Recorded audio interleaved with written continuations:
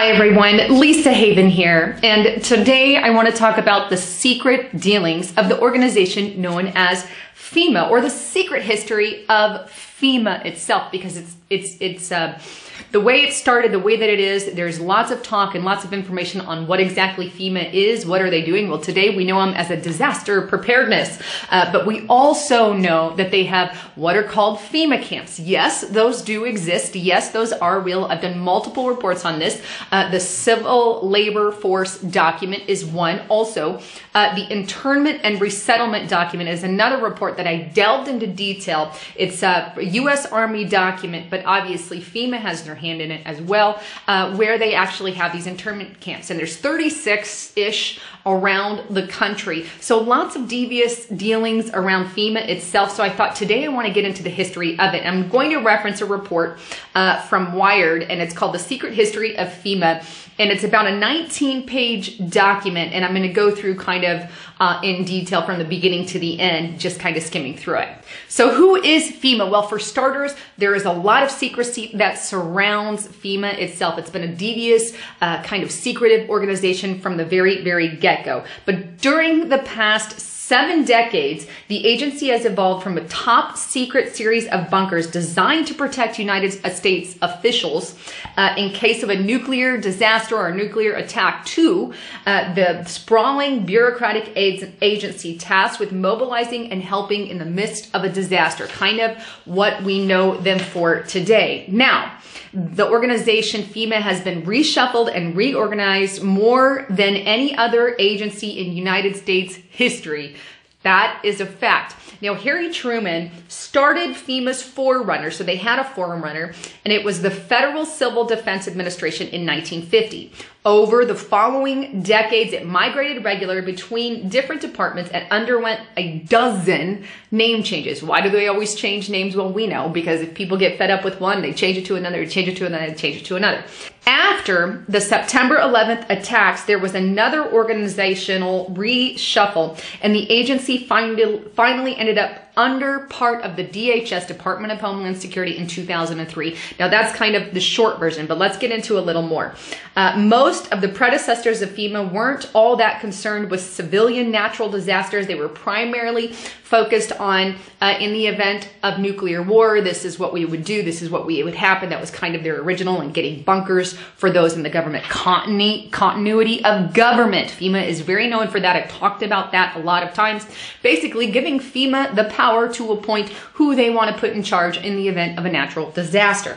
Now, FEMA was the result of Jimmy Carter's efforts to restore civil defense planning, bringing it back to the spotlight after years of a diminishing budget. The administration threw its weight behind a congressional effort to reestablish what was known as the Office of Emergency Preparedness under a new name, FEMA, uniting the nation's disaster response with planning for continuity of government. The secret programs that were supposed to snap into place in the event of nuclear war. That is your continuity of government. We've talked about that a lot. The agency is known for coordinating the government's response to natural disasters like floods, hurricanes, tornadoes, but few people in the public sector understand that much of FEMA's resources went instead to its primary mission. What was that?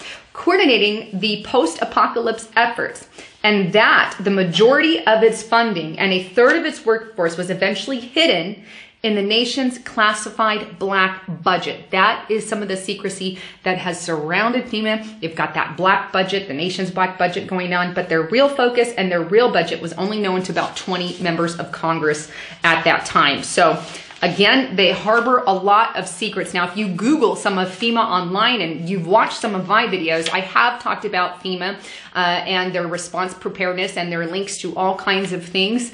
And I'll get into that in a moment. But yes, those are real things. But the cornerstone of FEMA's secret world is a bunker in Virginia. You guys, Virginia's Blue Ridge Mountains, that has served as the civilian government primary emergency hideaway since the 1950s. That is Mount Weather, and it's not the only one. They have other bunkers affiliated with them, and there's a whole history with FEMA and Mount Weather that gets into it more detail, but overall, it was a perfect place to outfit an executive branch bunker. If the worst happened, they can relocate the American government there to, you know, underground facility or Mount Weather or other facilities that they have had.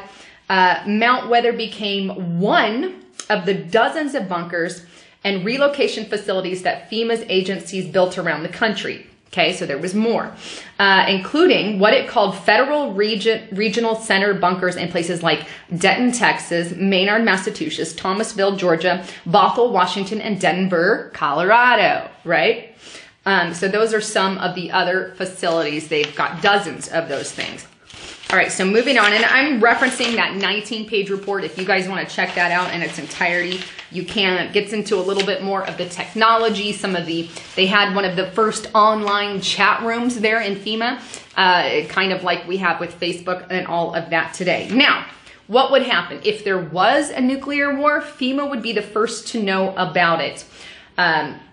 Through the Cold War, its watch center in Onley, Maryland, ran daily drills of its radio and telephone systems. Had the military detected a nuclear war at that time, one of the two FEMA officers at the agency's National Warning Center inside NORAD bunker at there in Colorado would have activated a special dedicated AT&T party line that announced the threat. And it would go on and announce the threat of some kind of nuclear war. Following NORAD, watch officer providing the correct authentication code, they would watch officers and they would put this alert out basically in all of 10, there are 10 FEMA regions. There's all different kind of FEMA regions, but at that time, as well as 400 other federal facilities, 2,000 local and state warning points such as 911 dispatchers, and basically the calls would go out and things would be heard. But during, and this is a big point, during the Cold War and continuing up to today, FEMA's central locator system tracks the whereabouts of all the officials who are in the presidential line of succession 24 hours a day, ensuring the government is ready to whisk them away for their regular lives at any moment's notice. They work closely with the special team of Air Force helicopter pilots who practice in the skies over Washington daily, ready to drop into helipads, well-groomed lawns, the National Mall, or even sports field in order to ensure the survival of the chosen few, your continuity of government. I believe, obviously, they're still operating in that today. But goes on, if there is trouble, FEMA was to notify the White House and the Assistant to the President for National Security Affairs would recommend to the President which successor should skip the event and serve as the designated survivor. Kind of like that movie, Designated Survivor. There was one put aside in the event of some kind of catastrophic event. Here's the person that would take the place. The new White House and FEMA procedures got their first test during Reagan's inauguration, and it's a protocol that continues to this very day. Now, there is another part of FEMA that I think is very, very interesting. Back in September 1982, Ronald Reagan signed what was called Project 908. What is Project 908? It's a map. It's to map the nation's commercial buildings as possible refugee settlements. In other words, they had this project called 908. I'm going to show you that as well. But this, I'm going to throw that up on the screen. But this Project 908 designated certain facilities as places that can be used in the event of a nuclear attack. Where are they going to put the population? Well, that's what this is all about. Let me read just this portion here. It says it's their crisis relocation planning, basically how to evacuate the cities and where to put the people in the event of such an attack. Now, Project 908 saw FBI agents working undercover for FEMA, detailing large warehouses, automobile facilities, Masonic temples, elk lodges, casino campsites, Coca-Cola plants, Indian bingo halls, country inns, furniture stores, and other places as actual relocation facilities. Then it further says that in a meeting with Walmart executives, we've talked about Walmart here, to discuss the company's huge stores for Project 908. In other words, Walmart would be used as a relocation facility in the event of some kind of disaster. That's not the half of it, because in Project 908. And this proves, can they use malls and Walmarts as part of FEMA? The answer is yes. The answer is Project 908, when Reagan signed that, proves that they've got the ability to do that. So it's not a joke. It's not a conspiracy theory. It is a fact that they can use those things. But here's the tidbit that they're not told either, is FBI agents presented cooperating business owners with secret agreements to rent. They're going to give them money. They're going to give them rent, their facilities in the event of a nuclear war. Hey, I'll give you money. You house these people. Lengthy addendums to the contract outline required utility and infrastructure upgrades. Maybe that's why we see a lot of cameras and things going into those Walmarts, going into some of those facilities. That could be a reason why. But they also had designated phone lines at the time for those areas as well. The government also paid a token annual fee on the order of $1,000 to $2,500 to ease the cooperation of some of those local people who are involved. All right, so moving on just a little bit. All of that has happened over time. It started as the whole nuclear thing, but eventually, in the wake of 1992, there was Hurricane Andrew, but that happened. And FEMA, it took them 3 days to respond. They stubbornly did, but eventually they went and helped on that. In the end, Bill Clinton reshuffled it, ended up reshuffling FEMA as a result, and it streamlined its mission to just 4 priorities that would become the hallmark of what we know it is today. Basically, it changed it up and said, okay, FEMA's about mitigation, preparedness, response, and recovery. That was their new kind of goal. By the time George Bush took over the White House, FEMA had the highest public approval rating of all times. Obviously, it's gone down a little bit, I think. But its primary purpose became national preparedness in the event of a disaster.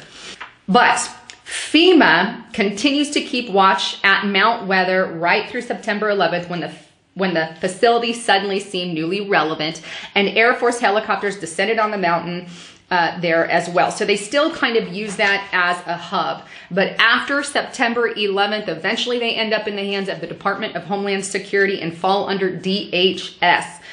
Their new focus led FEMA to pour resources into its secret continual planning, including taking some steps so blindly obvious that it seemed horrifying that they had been taken already. So they've done exercise such as quiet strength, where they relocated to Mount Weather and used it as kind of a command center. In May 2004, a much larger FEMA exercise. Over the time, there's been tons of exercises put out by FEMA in order to prepare the country for what's ahead. One of those was Forward Challenge in 2004, where they used 2,500, federal officials from 45 different departments in order to practice some of the things that are ahead. In recent years, FEMA has obviously continued to build on its infrastructure and preparedness. It now runs 8 major logistics centers scattered throughout the country, 50 additional supply caches belonging to the National Disaster Medical System, and 252 pre-positioned containers of disaster supplies across 14 different states. It has nearly 750,000 square feet of warehouses and 2 locations out of DC alone. Now, the agency's secret facilities, they have secret facilities and they continue to operate in plain sight. What are those secret facilities about? I'm going to tell you that I believe a lot of it is still obviously operating for the government, for putting, people in government in these facilities, in these bunkers. It's continuity of government. In the event that we have some kind of catastrophe, FEMA can take over and appoint who they want to put in charge of the presidency. So that's something that we need to keep at the back of our minds. But FEMA still spends tens of millions, that's a lot, on its continuity programs. It really does. The unclassified portion of that budget is around $50 million a year. So a lot of what FEMA does is still unclassified. That's why when we study things like the Project 908, which divulges secret dealings between FEMA and local business partners. And that's why I talk about FEMA camps. One document you're going to want to look at is the internment and resettlement document. I've gone over that entire document in detail multiple times times on my channel. I'll leave links below for that, but that does prove that those things do indeed exist. So that could be another, or that is likely another option there for FEMA. Also, RX-84 centers. These are centers that were reportedly that could house immigrants in the event that mass immigration came across the border. So we also have those kind of style camps as well. So there's a lot of secret dealings still with FEMA. So keep that in mind. Anyhow, hopefully that made sense. I'll leave all the information below so you can check it out. In the meantime, thanks again for tuning in. I'm Lisa Haven, signing out.